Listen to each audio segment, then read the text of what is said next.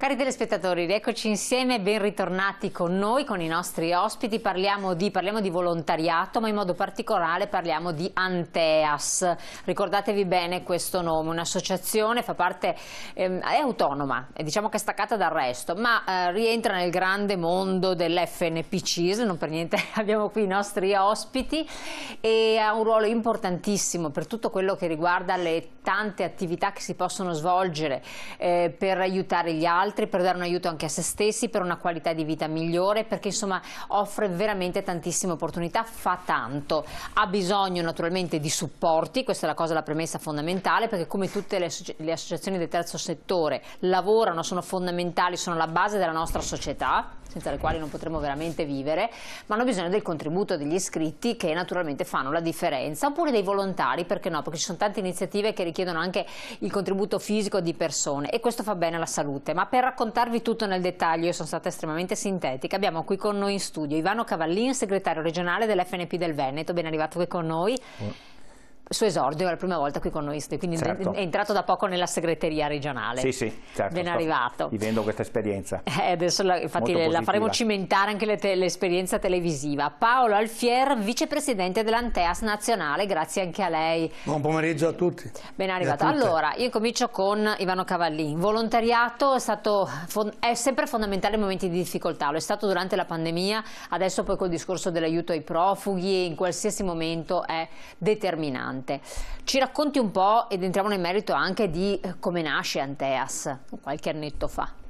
Allora, Anteas nasce da una volontà che è presente nel DNA della CISL, quella di essere a disposizione di chi manifesta un bisogno.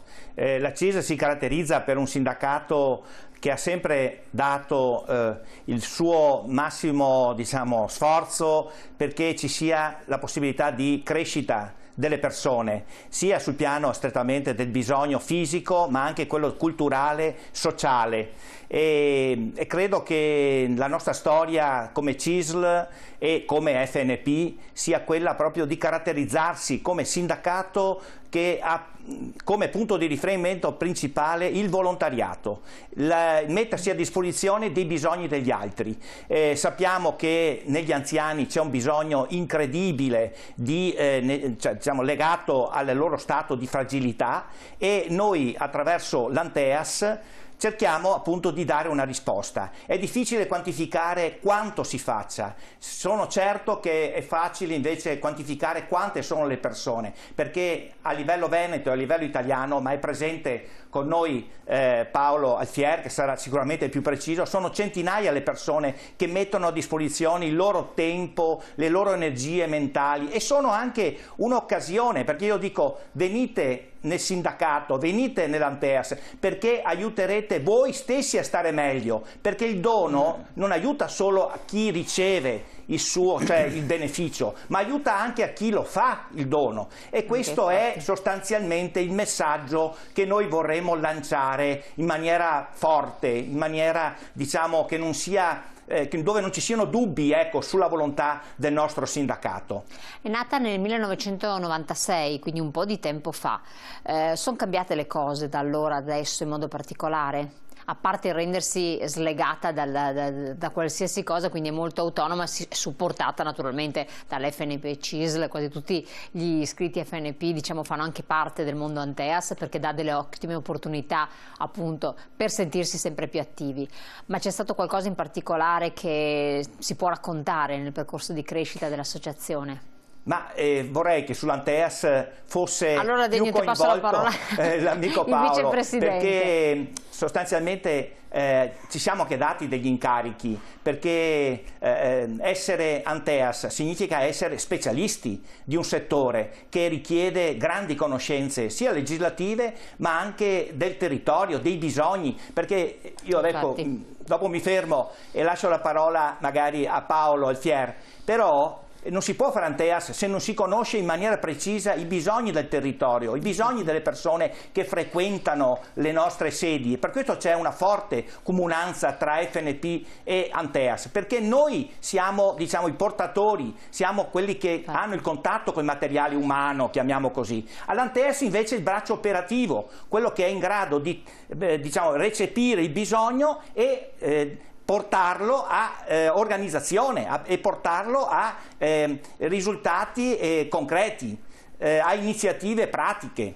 Tra l'altro crea un contatto tra le generazioni, è un altro aspetto molto importante, determinante.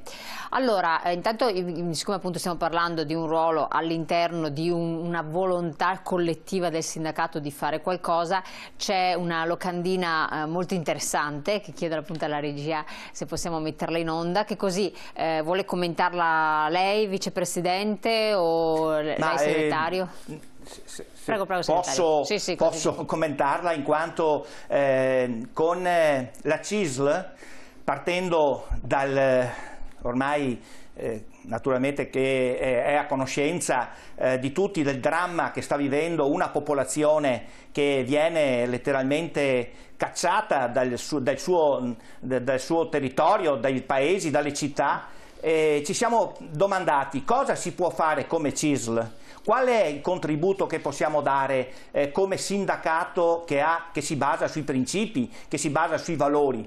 E partendo anche come FNP, ci siamo chiesti cosa possiamo fare per le migliaia di assistenzi domiciliari che ci sono, che hanno naturalmente sopportato grandi sacrifici. Teniamo conto che ci sono assistenti domiciliari ucraine che più di 2 anni, nei 2 anni di pandemia non sono mai tornate a casa, e per cui ci siamo chiesti cosa si può fare in termini anche, diciamo, non solo di riconoscimento umano. Allora la CISL regionale ha lanciato un grande messaggio che vorremmo che fosse veramente ascoltato e anche naturalmente messo in pratica. Cerchiamo insegnanti volontari per i profughi ucraini. Benissimo, ecco. Noi sappiamo quanto sia importante l'apprendimento della lingua, perché se vuoi sia per i ragazzi che per le famiglie, e soprattutto per chi volesse rendersi utile per svolgere una qualsiasi attività all'interno, diciamo, ecco, e abbiamo lanciato questo messaggio alle tante persone che sono presenti nel sindacato, che potrebbero essere di aiuto.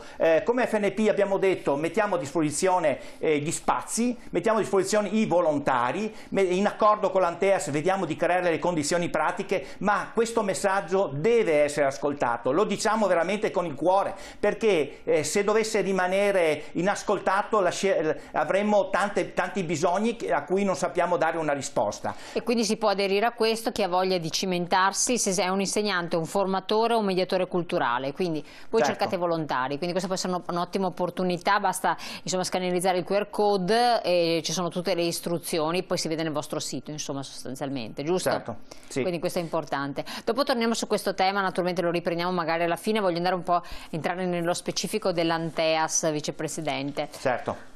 Ci spieghi lei, tante le associazioni, 200 circa in Veneto per il livello nazionale? In Veneto, tanto di un buon pomeriggio, in Veneto siamo ormai quasi a una quota 216 associazioni, e non è un caso il Veneto e questa presenza notevole delle nostre associazioni, perché il Veneto è stata la culla nella storia, cito Don Pasini e Don Nervo, dove è nato il volontariato e dove è nata anche questa nostra grande associazione che conta attorno ai 35.000 circa aderenti in Veneto, su un totale a livello nazionale che sfiora gli 85.000.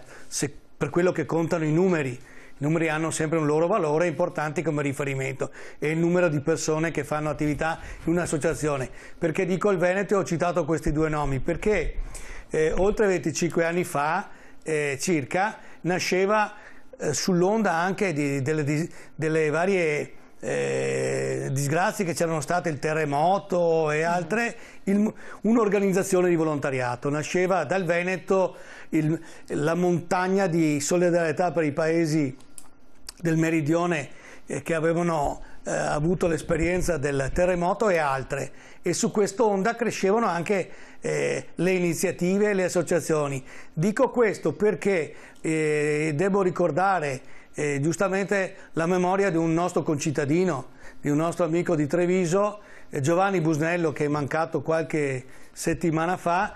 Lo cito perché è stato il fondatore di Anteas a livello locale e a livello nazionale, e lui aveva avuto questa intuizione di dare la possibilità alle persone, al di là del sindacato che già fa volontariato per conto proprio, di dare un'opportunità concreta a tutti di partecipare. Ecco, nello specifico, sì, prego, finisca, dopo le chiedo nello specifico di partecipare, e quindi fece rete di tutte le buone esperienze che c'erano in giro per l'Italia e soprattutto in Veneto, gruppi spontanei che aiutavano non solo in parrocchia, che aiutavano gli anziani, che in collaborazione col comune facevano il trasporto, cioè c'erano tante isole, tante isolette che avevano bisogno di coordinamento, che diventasse un Venezia. Cioè, e Venezia è nata l'Anteas. Cosa fa l'Anteas adesso? Adesso, dopo la pandemia siamo ripartiti come tutti e come tutte le associazioni con qualche difficoltà. Durante la pandemia abbiamo fatto quello che potevamo, cioè molto.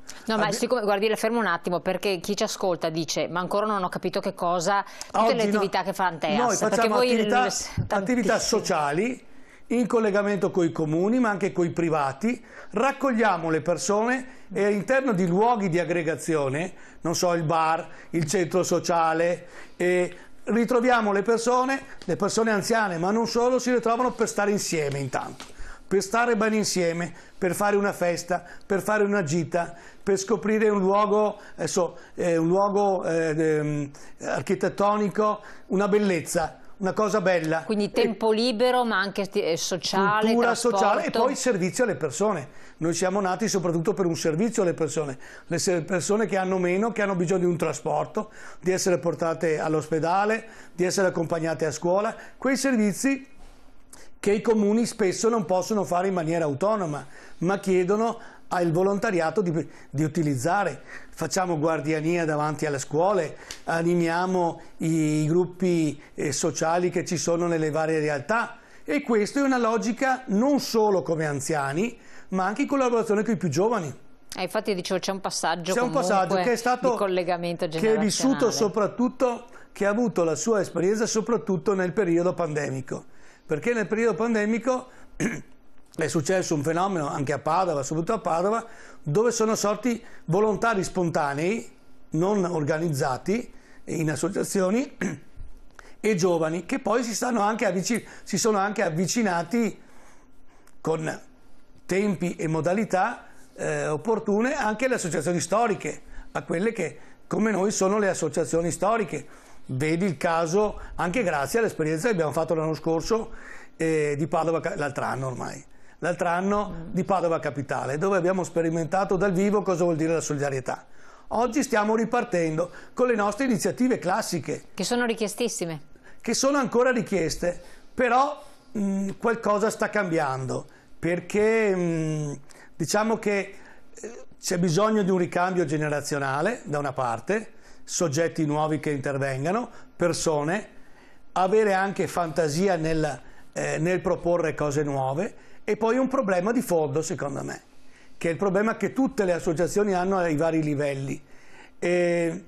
La garanzia di poter esistere. Allora, è cosa vero, vuol dire questo? Vuol dire che al di là dei proclami, il governo centrale, il governo locale deve, soprattutto io penso, avendo un ruolo nazionale, anche il governo nazionale deve effettivamente smuovere quei finanziamenti che sono talvolta fermi per vari motivi, per favorire il nostro settore, il terzo settore, che non è solo il volontariato puro, ma è un settore che fa ricchezza nel nostro paese. Ma se noi siamo fermi ancora, siamo iscritti a un registro che deve ancora partire, dobbiamo iscriverci a un registro ma non sappiamo precisamente qual è la contropartita. Cioè la riforma del terzo settore non è ancora attuativa? No, diciamo che abbiamo appena superato la prima boa.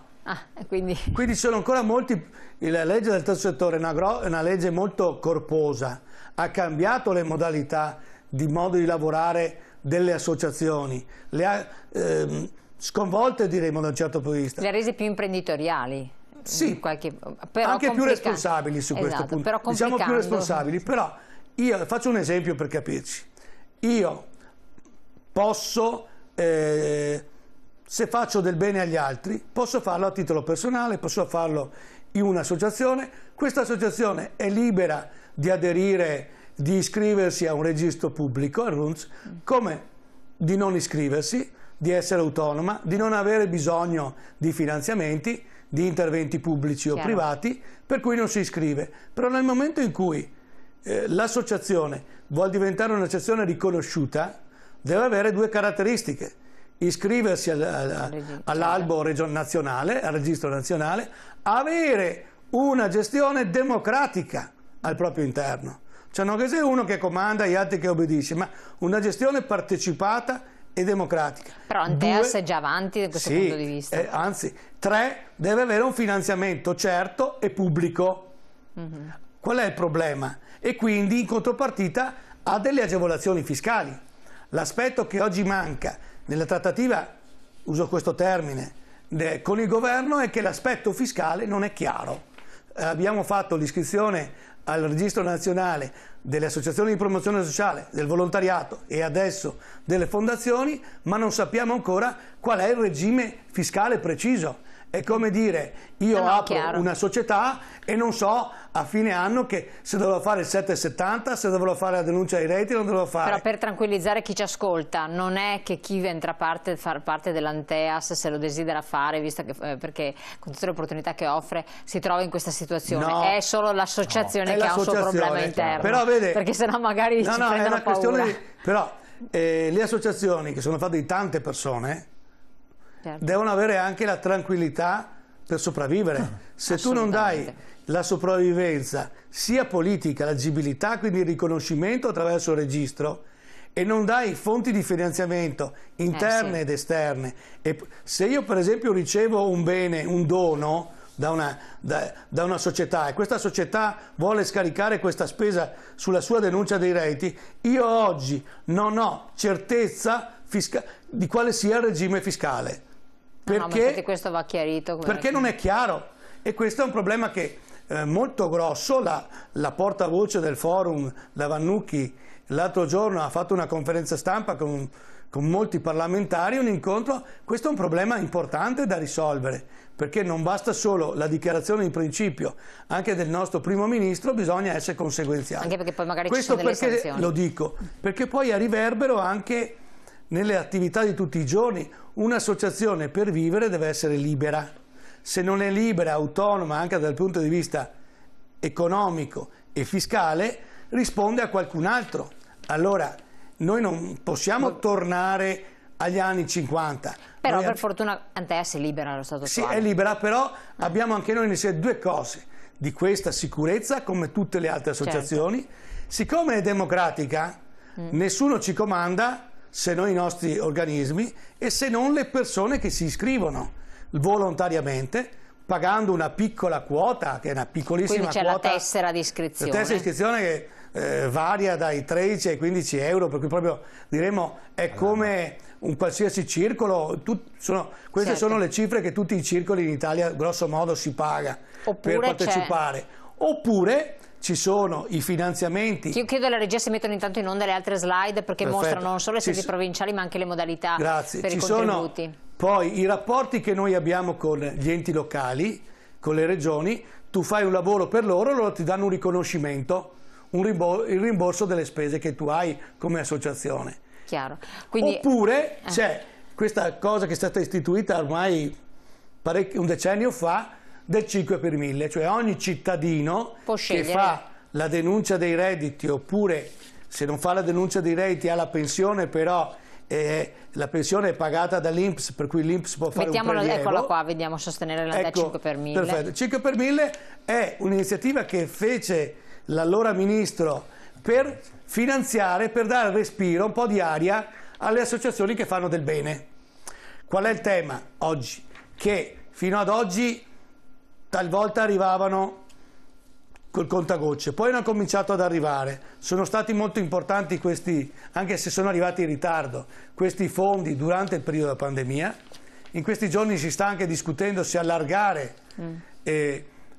ad altri questi fondi, e oltre a questo 5 per 1000 c'è anche il 2 per 1000. Vorrei dire alle amici e alle amiche che mi ascoltano che il 5 per 1000 non è un suppletivo di tassa che Paolo Alfier, quando fa la denuncia dei redditi, sì, non sono soldi in più, non sono soldi in più, sono fondi come l'8 per 1000 per le chiese, per i vari culti, che lo Stato destina, una quota che ogni anno lo Stato destina per finalità sociali. Certo, e dice, sì, siccome non sono io Stato che decido a chi li do, ma almeno qua sceglie a chi darle. qua sceglie il cittadino, esatto, e sceglie mettendo una crocetta e mettendo l'estremo, il codice fiscale, che poi è automatico, certo, codice fiscale dell'associazione che intende sostenere. Ce ne sono tantissime. però è meglio munirsi di codice fiscale per È meglio avere il codice fiscale sotto mano.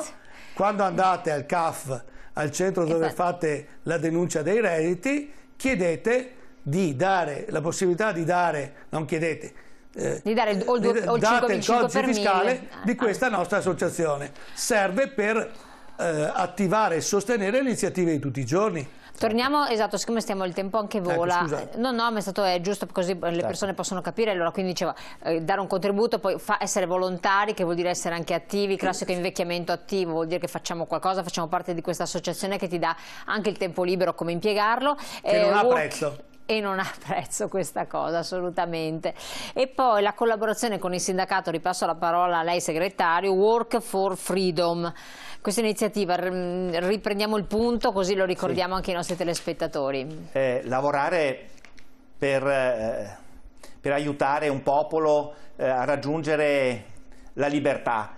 Anche noi come sindacato ci sentiamo diciamo, coinvolti, non voglio dire in prima linea perché mi sembra inopportuno, però ci siamo chiesti cosa fare e abbiamo appunto preso la decisione di essere, diciamo, di supporto soprattutto per le persone, e le persone ucraine che sono presenti nella regione del Veneto, per una decisione che ha preso la segreteria regionale, sono iscritte diciamo, alla CISL, e per cui in questo modo possono accedere a tutti i servizi presenti presso il sindacato come iscritti, anche se naturalmente non hanno la possibilità di farlo fisicamente. Certo. Sono praticamente un iscritto che noi abbiamo voluto valorizzare, e d'onore quasi, perché per noi, come abbiamo fatto nel passato, chi si ricorda, per tutte le popolazioni che hanno subito dei soprusi, ci sentiamo molto molto vicini. Allora lo facciamo naturalmente attraverso una raccolta di fondi, e questo è un versante che stiamo adoperando sia per quanto riguarda anche le energie economiche, ma vogliamo anche mettere a disposizione la nostra volontà di sentirci vicini, perché credo che chi è presente, che ha lasciato il proprio paese, sentire che c'è vicino una della popolazione, gli è vicina non solo perché gli dà qualche contributo economico, ma perché gli siede vicino. Io ho avuto modo di essere a contatto con la popolazione, cioè con delle persone che provenivano dall'Ucraina, abbiamo partecipato a manifestazioni, ma soprattutto abbiamo dato loro un segnale: non siete soli, non siete, diciamo, qua come degli ospiti, ma siete qua come dei fratelli. Io vorrei che questo messaggio potesse passare, ma vorrei che soprattutto passasse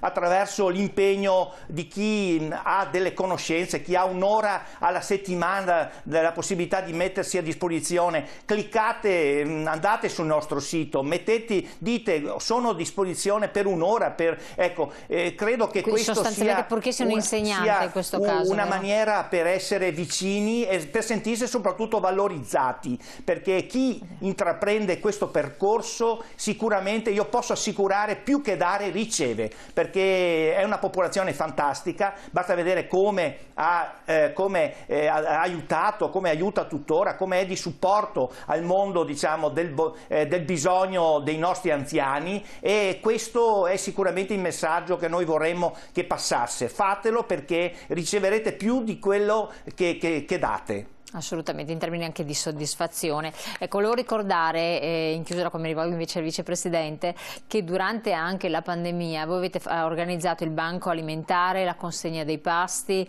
la consegna dei farmaci, il trasporto sociale e tutte queste attività fondamentali, anche il trasporto anziani, tra le altre cose, questo lo fate ancora, proprio per precisare tutte le oltre le attività che adesso avete ripreso, ludiche, ricreative, di viaggio e quant'altro, che sono molto piacevoli, però queste erano fondamentali. Queste che lei gentilmente ha elencato sono le attività madre, il lievito madre della nostra attività, e le abbiamo fatte anche a rischio durante la pandemia, bisogna ricordare appunto chi di si tutte le impegnava, regole che c'erano da rispettare, però io ricordo anche per esperienza personale che c'erano i volontari, solo i volontari in giro per Padova ad aiutare le persone. Chiaro. Talvolta eravamo in pochi, in bicicletta o in macchina, però se non c'era questa risorsa, io non so che tipo di risposta ci sarebbe stata. Lo Stato non poteva sicuramente arrivare dappertutto. Ma tuttora non arriva dappertutto, per cui le associazioni sono fondamentali. Noi.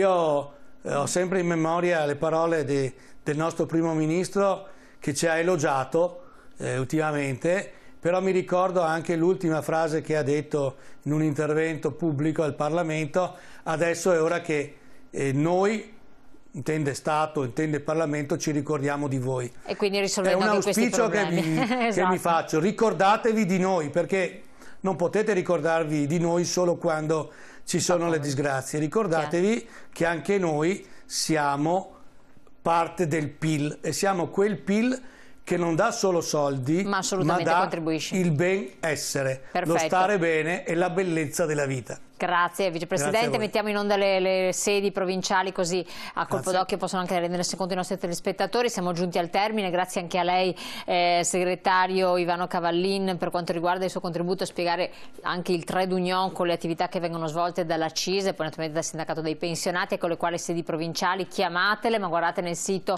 c'è anche l'Anteas naturalmente presente, ha un sito suo insomma, quindi che è possibile visitare, dove c'è anche la locandina. Grazie anche a lei Paolo Alfier, Vicepresidente Anteas nazionale, e a voi telespettatori di averci seguito. La puntata poi la potete naturalmente rivedere anche nel nostro sito internet. Grazie e buon proseguimento. Grazie a voi.